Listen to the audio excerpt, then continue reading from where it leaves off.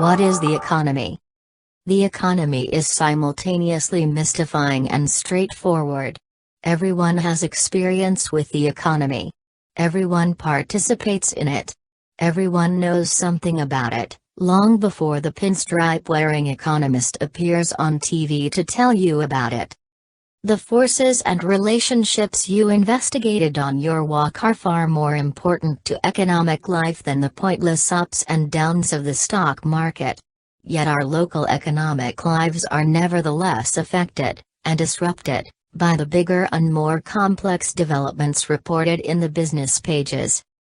At its simplest, the economy simply means all the work that human beings perform to produce the things we need and use in our lives.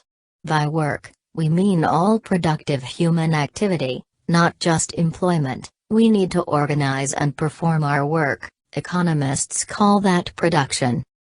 And then we need to divide up the fruits of our work. Economists call that distribution. What kind of work are we talking about? Any kind of work is part of the economy, as long as it's aimed at producing something we need or want. Factory workers, office workers, executives, farmers, teachers, nurses, homemakers, home builders. All of these people perform productive work, and all of that work is part of the economy. What do we produce when we work? Production involves both goods and services.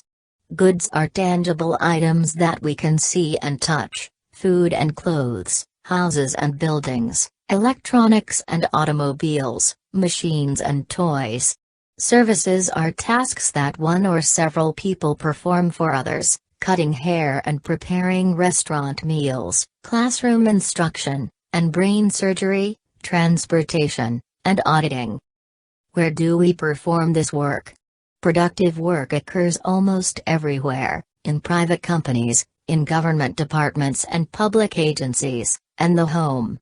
In cities, in towns, on farms, and in forests. Why do we work? We must survive, and hence we require the basic material needs of life: food, clothing, shelter, education, medical care.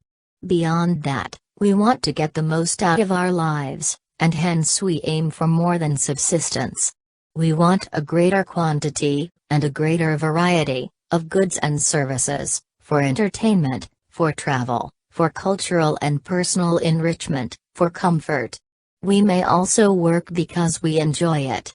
Perversely for economists, most of whom view work solely as a disutility, most people are happier when they have work to do, thanks to the social interaction, financial well-being, and self-esteem that good work provides. How do we distribute, and eventually use, the economic pie we have baked together? In many different ways. Some things are produced directly for our own use, like food grown in a garden, and then cooked in a household kitchen. Most things we must buy with money. We are entitled to consume certain products, like walking down a paved street, listening to the radio, or going to school, without directly paying anything. Importantly, some of what we produce must be reinvested, to spark even more economic activity in the future. So when you think about the economy, just think about work. What work do we do? What do we produce? And what do we do with what we've produced?